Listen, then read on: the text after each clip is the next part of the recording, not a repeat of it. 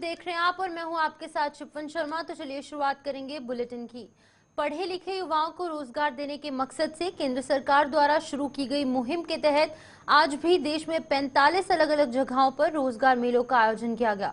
जम्मू में रोजगार मेले का आयोजन बीएसएफ के फ्रंटियर हेडक्वार्टर्स में हुआ, जहां पर केंद्रीय राज्य मंत्री बीएल वर्मा ने 636 युवाओं को नियुक्ति पत्र सौंपकर उनकी जिंदगी के नए सफर की शुरुआत करवाई। इस मौके पर सांसद जुगल किशोर शर्मा भी उनके साथ मौजूद थे। बीएल वर्मा ने बताया है कि प्रधानमंत्री नरेंद्र मोदी ने आज वर्चुअल तरीके से 71,000 से अधिक युवाओं को नियुक्ति पत्र सौंपे हैं।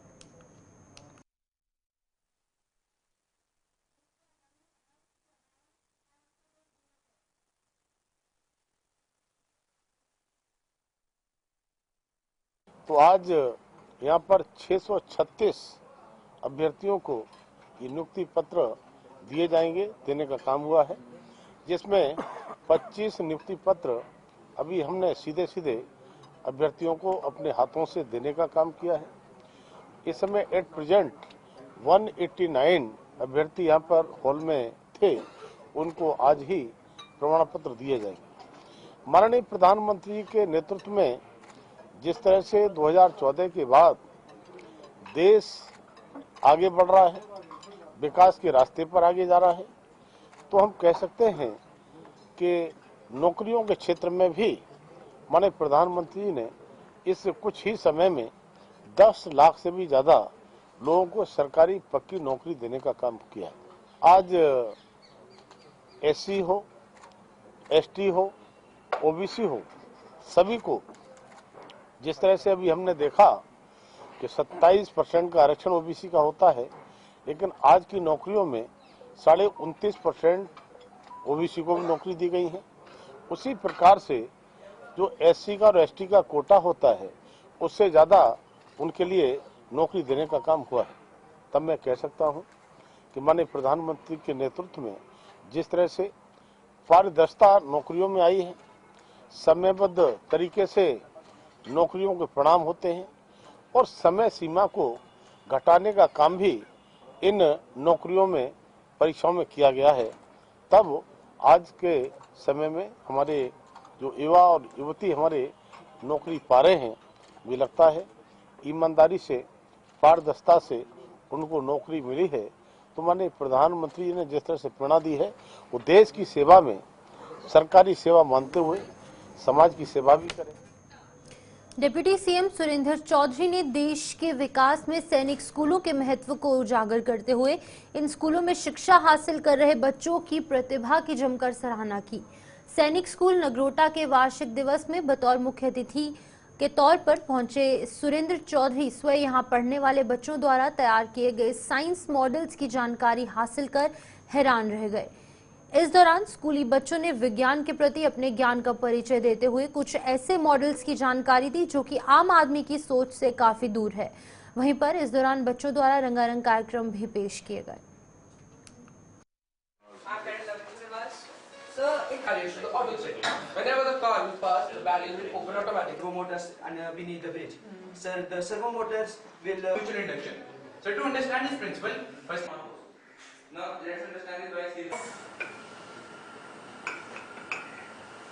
So this one I would like to.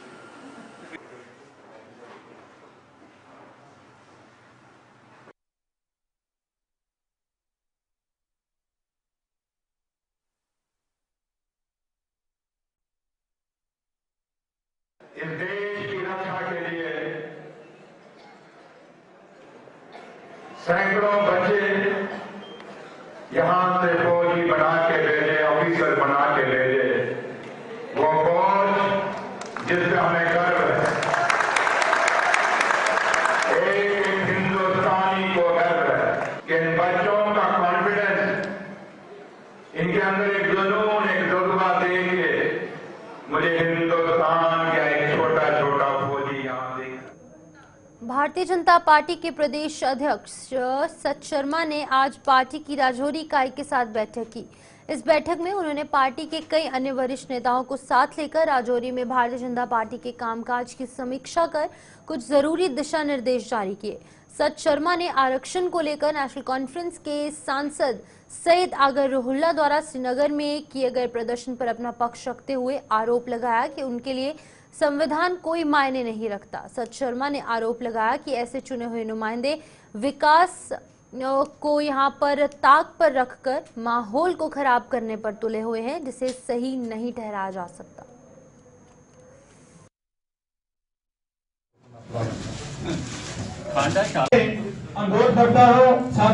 Reservation को लेकर नेशनल कॉन्फ्रेंस के अंदर भी इख्तलाफ देखने को मिले। आज उनके एमपी भी स्ट्राइक पर बैठे हुए हैं। उमर अब्दुल्ला साहब ने ट्वीट करके कहा कि कोर्ट का इंतजार करना चाहिए। आप किस तरह देखते हैं इस सबको? ऐसा है कि संविधान के दायरे के अंतर्गत रोहिल्ला जो हैं वो चुनकर आए हैं और उनके द्वारा लगातार से जिस तरीके के बयानबाजी हो रही है, आप समझ सकते हैं कि संविधान इनके लिए मायने नहीं रखता।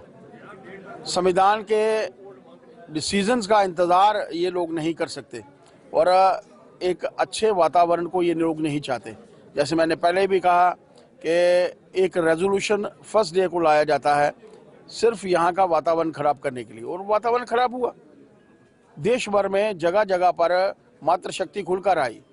वेस्टर्न पाकिस्तान रिफ्यूजी जो थे सड़कों के ऊपर आए, गोरखा समाज के लोग जो थे वो सामने आए, वाल्मीकि समाज के लोग सामने आए। उनका हक छीनने की जब बात होती है, जिसका भी हक छीनने की बात होती है, वो सामने सड़क के ऊपर जरूर आपको नजर आएगा। इन लोगों ने चुनकर अपने डेवलपमेंट के कार्य में कार्य करना चाहिए, उसमें बढ़ोतरी करनी चाहिए, ना कि ऐसे मुद्दों की तरफ जिन मुद्दों का फायदा उस वक्त होता है कि जब आपको कोई कार्य करना होता है, जब आपको इस प्रदेश के हित में कोई काम करना है तो वो डेवलपमेंट करिए ना। यहाँ पर शांति का मोल आइए ना। जम्मू कश्मीर में शांति की प्रक्रिया पहले नंबर पर है।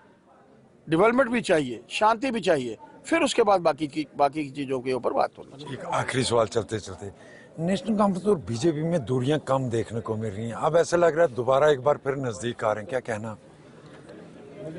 भारतीय जनता पार्टी ने नेशनल कॉन्फ्रेंस के विरुद्ध चुनाव लड़ा था।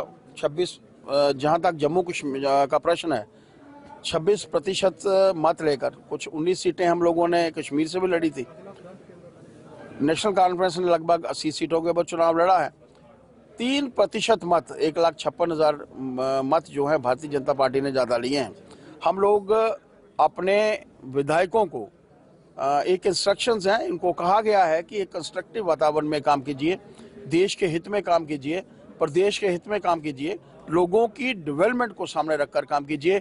उसी की तरफ हमारे कार्यकर्ता जो हैं अग्रसर होकर जो हैं वो काम कर रहे हैं। ये थे हमारे साथ रियासती सदर भाजपा सच शर्मा जी, जिनकी तरफ में आपने सुना होगा कि देश हित के लिए काम करना जरूरी है। हालांकि खुलकर नेशनल कॉन्फ्रेंस पर तस्दीक इनकी तरफ से भी नहीं की जाती, क्योंकि पिछले कुछ दिनों से देखने को मिल रहा है नेशनल कॉन्फ्रेंस और भाजपा के अंदर दूरियां कम होती नजर आती हैं। इस तरह की खबरें भी जरूर गर्दिश कर रही थी, मगर आज जिस तरह वो इन सवालों से भागने की कोशिश कर रहे हैं और गोल मोल जवाब देकर, इससे ये जरूर वाजे होती है कहीं ना कहीं कुछ ना कुछ ऐसा चल रहा है। राहुल सुदन के साथ जमशेद मलिक, गुलिस्तान न्यूज, राजौरी। गांधरबल में सेना द्वारा लड़कियों के लिए आयोजित किया गया कंप्यूटर कोर्स सफलतापूर्वक संपन्न हुआ। 4 महीने के इस कंप्यूटर कोर्स का आयोजन सेना की 34 असम राइफल्स बटालियन द्वारा किया गया था, जिसमें कि 40 लड़कियों ने भाग लिया, जिसमें कि अंतिम दिन सर्टिफिकेट का वितरण किया गया। समापन समारोह में 3 सेक्टर कमांडर के ब्रिगेडियर विपुल त्यागी और 34 असम राइफल्स के कमांडर कुलभूषण सिंह भी मौजूद थे। इस कोर्स में भाग लेने वाली लड़कियों ने सेना का आभार व्यक्त किया और ये भी बताया कि इससे उन्हें अपना भविष्य संवारने में बेहद मदद मिलेगी। Congratulations to all of you. उसमें क्या है, स्टूडेंट और वो लेक्चर को तैयार करता है। तो First of all, my name is Sirat Rafiq. I live at Sulfrau. I'm Education Ambassador of Army Goodwill School. ये दूसरा प्रोग्राम है जो COB कंगन में कंडक्ट हुआ था। इससे पहले भी सेल्फ डिफेंस नाम से एक ट्रेनिंग हुई थी गर्ल्स के लिए, और ये प्रोग्राम पिछले ऑलमोस्ट 3 महीनों से चल रहा है और बेसिक सर्टिफिकेट कंप्यूटर कोर्स है। इसमें 40 girls from different schools and colleges ने पार्टिसिपेट किया है and Basically, it was very important and it was very helpful when it comes to the digitalization world which is going on. I like to thank 34 Assam Rifles क्योंकि उन्होंने ही ये programme conduct किया. So whole I would say thanks goes to them. And second is that आज जो दौर चल रहा है उसमें अगर हम बात करें टेक्नोलॉजी की तो बहुत ज्यादा इम्पोर्टेंट है, बट बेसिक चीजें पता होनी बहुत जरूरी है. सो इन्होंने हमें ट्रेन किया है fully so that we can use computers and the technology. AGS school की स्टूडेंट हूँ 10वीं जमात की, और हमें यहाँ पे 1 अक्टूबर से हम लोग यहाँ पे कंप्यूटर की क्लासेस ले रहे हैं. हम यहाँ पे वुमेन एम्पावरमेंट की बहुत ज्यादा शुक्रगुजार है 34 आसाम राइफल्स के. जैसे कि विशाल सर हर बार कोई ना कोई प्रोग्राम हमारे लिए करते हैं. इस बार इन्होंने हमारे लिए एआई का प्रोग्राम किया है. जैसे कि आप लोग जानते हैं जो आने वाली जनरेशन है ये एआई के रिलेटेड ही होगी. जैसे कि आजकल के स्कूल्स में ऐसा होता है कंप्यूटर वगैरह अवेलेबल नहीं होते हैं, तो हमें ये मौका दिया विशाल सर ने कि हम यहाँ पे आके एआई के बारे में पढ़ाई करें, रोबोटिक्स के बारे में. जैसे कि आजकल पता है गूगल इन्वायरमेंट भी है यहाँ पे. हम लोग कुछ भी करें तो फोन से गूगल से या किसी और से एक्सेप्ट करते हैं. बट हमने ऐसा पहली बार ऐसा कंगन में मौका मिला है लड़कियों को कि आर्मी कैंप में आने का. बाकी लड़कियों से भी मैं यही गुजारिश करना चाहूंगी अगर उन्हें कोई भी ऐसा मौका मिलता है वो जल्दी से जल्दी जाएं, क्योंकि घर में ऐसा कोई रोक टोक ना हो कि लड़कियां नहीं जाएंगी कैंप वगैरह में. ये रूल मतलब हमारे लिए ऐसा मिला है क्योंकि लड़कियों के लिए एक सलाह फस्तून है कि वो अपने आप को एक तलवार की तरह बना सकती है. ओके. और मैं इस प्रोग्राम की बहुत ज्यादा जरूरत है. जैसे कि आजकल की लड़कियां Chandrayaan and robotics AI artificial intelligence में काम कर रही हैं. जैसे कि एटीएल लैब होते हैं स्कूल्स वगैरह में, तो इन सब चीजों से हम बहुत ज्यादा मोटिवेट हो रहे हैं इन सब चीजों के लिए. जैसे कि मैं एक एनसीसी कैडेट भी हूँ, मैंने देखा है कि इन सब चीजों की क्या क्या जरूरत होती है. जिला कठुआ के घाटी इलाके में रेलवे फाटक लोगों के लिए जानलेवा साबित हो रहा है. इस रेलवे फाटक का सबसे ज्यादा खामियाजा घाटी के सिडको औद्योगिक क्षेत्र को भुगतना पड़ रहा है.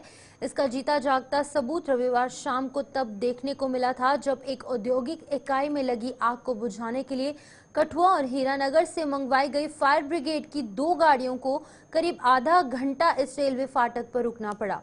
फायर ब्रिगेड के समय पर मौके पर ना पहुंचने के कारण औद्योगिक इकाई को भारी नुकसान पहुंच चुका है.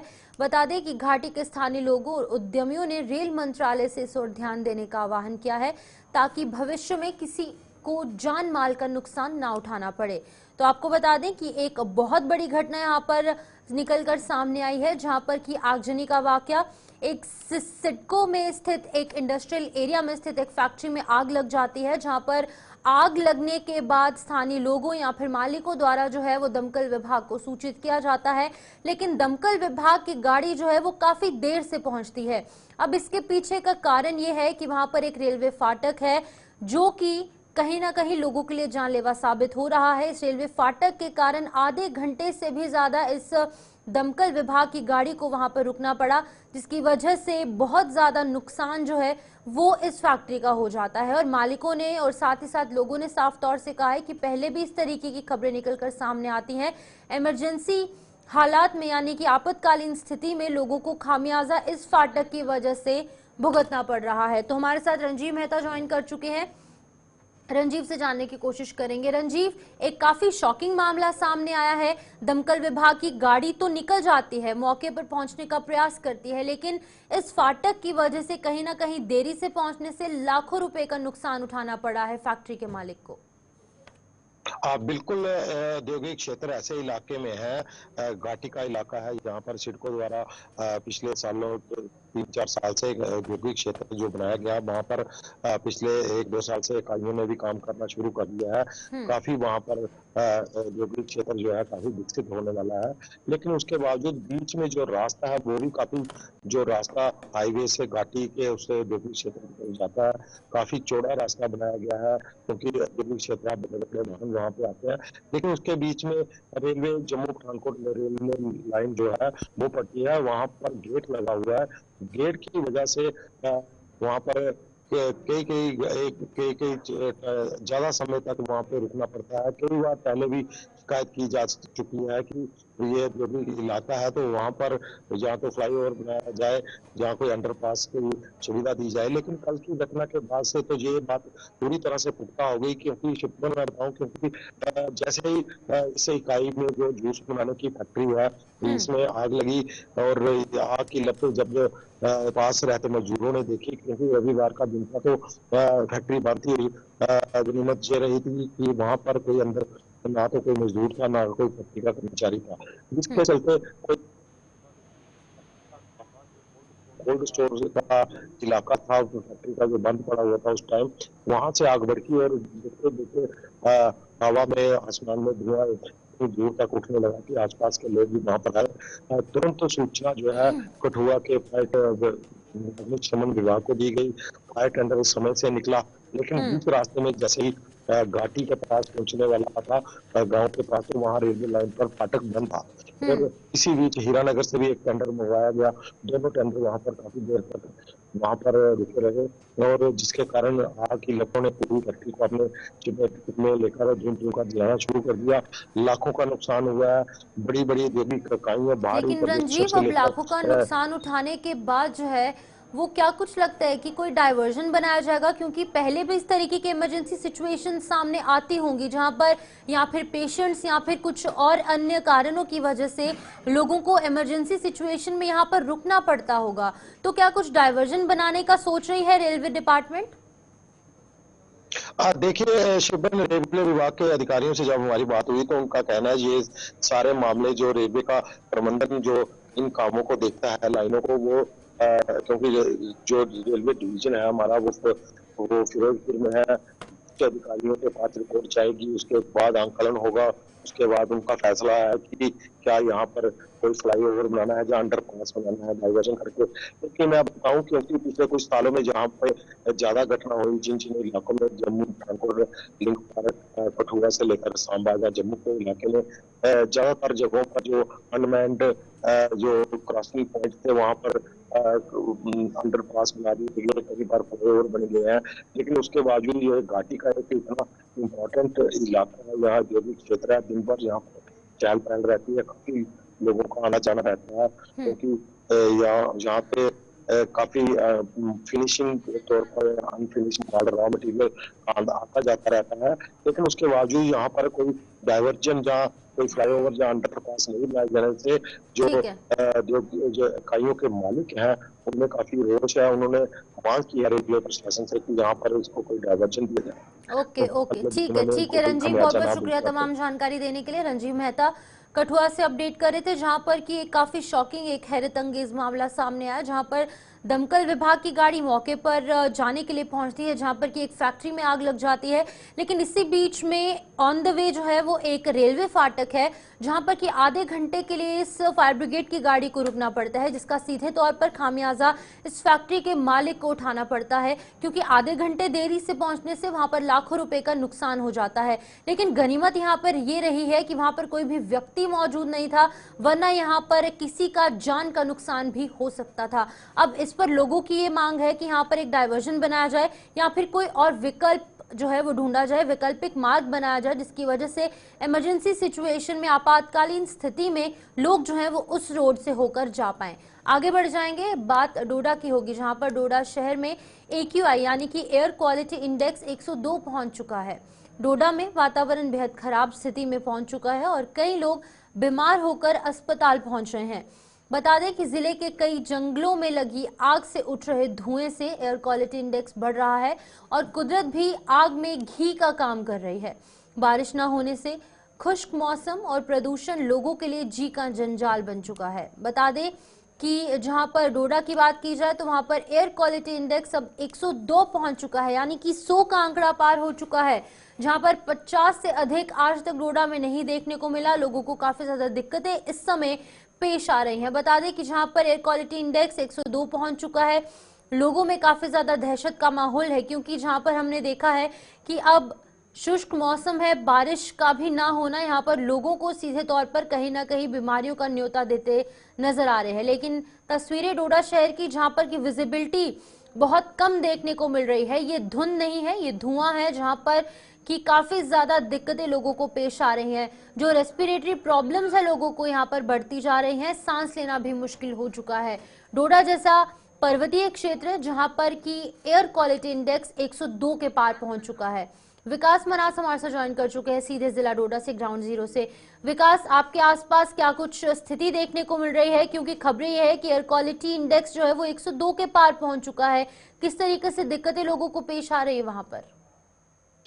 जी शिपन, जिस तरह से लगातार डोडा के अंदर अलग अलग जगहों पर लोग जो है आग लगाने का प्रयास कर रहे हैं और इसके चलते जो है एयर क्वालिटी में कितना इफेक्ट पड़ा है, यानी इसका आंकड़ा 102 के आसपास पहुंचा है।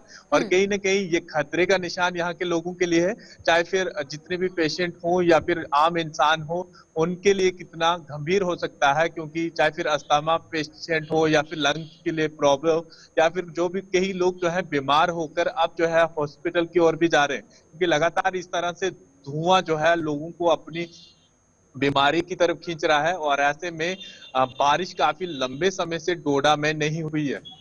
विकास, लेकिन ऐसी खबरें जो है वो दिल्ली जैसे मेट्रोपॉलिटन सिटी से सामने आती थी। बैंगलोर में हमने देखा, दिल्ली में हमने देखा, और अन्य जो एडजॉइनिंग एरियाज हैं, दिल्ली, एनसीआर, नोएडा, उत्तर प्रदेश, वहां से ऐसी खबरें आती थी, क्योंकि वो मेट्रोपॉलिटन सिटीज है, वहां पर लाखों की तादाद में गाड़ियां चलती है। लेकिन डोडा जैसा पर्वतीय क्षेत्र जहां पर लोग बहुत ही ज्यादा सादगी से अपना जीवन व्यतीत कर रहे हैं, आगे पीछे काफी हरियाली है, पहाड़ी इलाका है, यहाँ पर एयर क्वालिटी इंडेक्स इतना ज्यादा ऊपर चढ़ जाना कितना बड़ा अलार्मिंग सिचुएशन सामने आई है। देखिए, पिछले 1.5 या 2 महीने से लगातार जंगलों में आग लगने के कारण जो है यहाँ की एयर क्वालिटी में काफी ज्यादा इफेक्ट पड़ रहा है। तो ऐसे में पिछले 1-1.5 हफ्ते से चाहे फिर डोडा का जितना एरिया हो, यानी जितने भी एडजॉइनिंग पहाड़ी वाला एरिया हो या सिटी से, वहां पर तमाम जगह पर रात के समय हो या दिन के समय कई लोग जो है इस तरह का काम कर रहे हैं, जो आग लगाकर जंगल को तबाह कर रहे हैं, जिसमें कई जानवरों का भी नुकसान हो रहा है। क्योंकि जंगली जानवर हो या फिर जंगल में कई तरह के बर्ड्स होते हैं, उनको किस तरह का नुकसान हो रहा है। ऐसे में डोडा बिल्कुल इसकी चपेट में आ गया है और डोडा के ऐसा लगता है कि जैसे धुंध वाला मौसम नहीं होता, वैसा लग रहा है और बिल्कुल हवा बिल्कुल खराब होती जा रही है। तो ऐसे में लोग उम्मीद कर रहे हैं कि अगर बारिश हो जाती है तो कहीं ना कहीं एयर क्वालिटी में और ज्यादा सुधार होगा। क्योंकि यहाँ पर आसपास जो क्लाइमेट है बिल्कुल नेचुरल है, बिल्कुल पहाड़ी वाला एरिया जहाँ पर देवदार, कायल, ये तमाम चीजें हैं और इसका इफेक्ट नहीं हो पाएगा। लेकिन ऐसे में अगर ये एयर क्वालिटी और ज्यादा बढ़ जाता है, 150 के ऊपर हो जाता है, तो कहीं ना कहीं और ज्यादा लोग बीमार होंगे और इस तरह का बीमारी लोगों को अपने लेकिन विकास, चिनाब रीजन में, चिनाब वैली में काफी सारे पावर प्रोजेक्ट्स भी हैं, क्या वो भी एक रीजन यहाँ पर हम कह सकते हैं, क्योंकि एयर क्वालिटी इंडेक्स इतना ज्यादा बढ़ चुका है? देखिए, फिलहाल उसका कोई इफेक्ट नहीं है, लेकिन जिस तरह से लोगों ने जंगलों में आग लगाई है और आसपास के जितने भी उनके सूखे मैदान है या घास वाला एरिया है, उसकी वजह से ये तमाम चीजें हुई है। और एक जगह नहीं है, चाहे गंदो भलेसा का एरिया हो, भद्रवा, मरमत, देसा या फिर जो भी अन्य जगह है, उन तमाम जगहों पर जंगल जब आग पकड़ लेता है तो पूरा जंगल तबाह हो जाता है। तो इसके कारण डोडा में बिल्कुल धुंध और बिल्कुल आसपास जो एयर क्वालिटी है उसमें भी कितना इफेक्ट पड़ा है और कई लोग जो है इसके चलते बीमार भी हो रहे हैं। ठीक है विकास, बहुत बहुत शुक्रिया तमाम जानकारी देने के लिए। विकास मनास डोडा से अपडेट कर रहे थे, जहां पर कि लोगों को दिक्कतें जरूर पेश आ रही हैं, क्योंकि एक ऐसी खबर सामने आई है जो कि काफी ज्यादा हैरान कर देने वाली है। क्योंकि डोडा जैसे पर्वतीय क्षेत्र में एयर क्वालिटी इंडेक्स 102 पहुंच चुका है, जिसकी वजह से लोगों में काफी ज्यादा चिंता देखने को मिल रही है। अब इसका एक बहुत बड़ा कारण ये भी है क्योंकि डोडा और किश्तवाड़ के आसपास के इलाकों में काफी ज्यादा आग जो है वो जंगलों में हमने देखी किस तरीके से लगती नजर आई। अब ये बहुत बड़ा कारण ये भी हो सकता है जिसकी वजह से डोडा जैसे पर्वतीय क्षेत्र में, जहां पर कि आसपास हरियाली का जो है वो दौर देखने को मिलता है और काफी ज्यादा पहाड़ियां हैं वहां पर, जिसकी वजह से वहां पर अब एयर क्वालिटी इंडेक्स जो है वो 102 पहुंच चुका है। फिलहाल के लिए न्यूज ब्रीफ में इतना ही, मुझे दीजिए इजाजत। आप देखते रहिए गुलिस्तान न्यूज।